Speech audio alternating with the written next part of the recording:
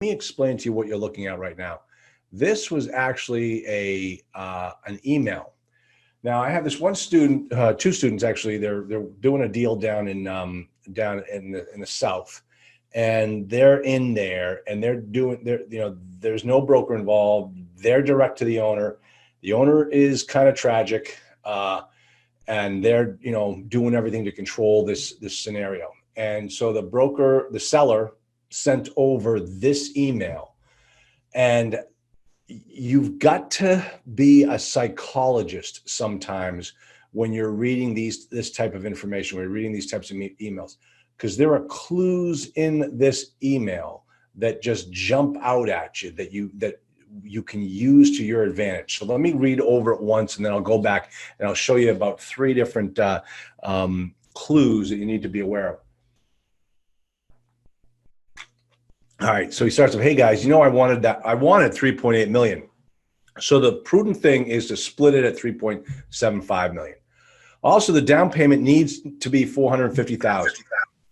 Whoops, somebody just opened up their mic. Hold on, let me Sorry, it's me. Oh gosh, who's that, Molly? No, I don't want to pick on Molly because I might be wrong. We would expect some sort of collateral of personal or business property valued at $200,000 of equity to compensate for the trust of your company taking over our loans, which are personally guaranteed. The last request is for Charlie's student. I took his name out. Charlie's student's personal financial statement. If this is acceptable, then we agree to the rest of the LOI. Thank you for the quick LOI, and I truly feel everyone wins with this agreement. Okay, there are a couple of glaring situations here. Now the buyer, my student, knows that this guy is kind of all over the place. He's not real estate savvy. He got stuck in this thing. He should never have done it. And now, he's got to satisfy his wife. His wife wants him out. And so when you look at these, these emails, it kind of tells you right away where the problems are. First off, I wanted to, right here when he says, I wanted 3.8.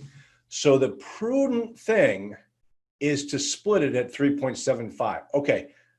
If you're a novice, the prudent thing is to split the baby because you don't want to negotiate anymore. And let's just call it even. As a professional investor, as someone that's looking at these deals and analyzing the numbers, your offer is an offer that's based upon sound reasoning. The asking price is a made up number. So if you split the baby, all you're doing is giving up half of a made up number. Why not ask for 5 million and split the baby then? Your number is based upon logic. You did your analysis, and you never split the baby. You always go up a little bit, but never halfway up to where the seller wants to be, because that shows that your offer is made up as well. And your offer is not made up. The reason why you go out at your number is because you can justify that number. So that's a first clue that this guy is pretty much of a novice.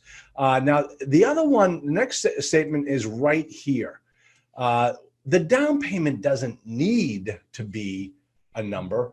He needs it to be a number.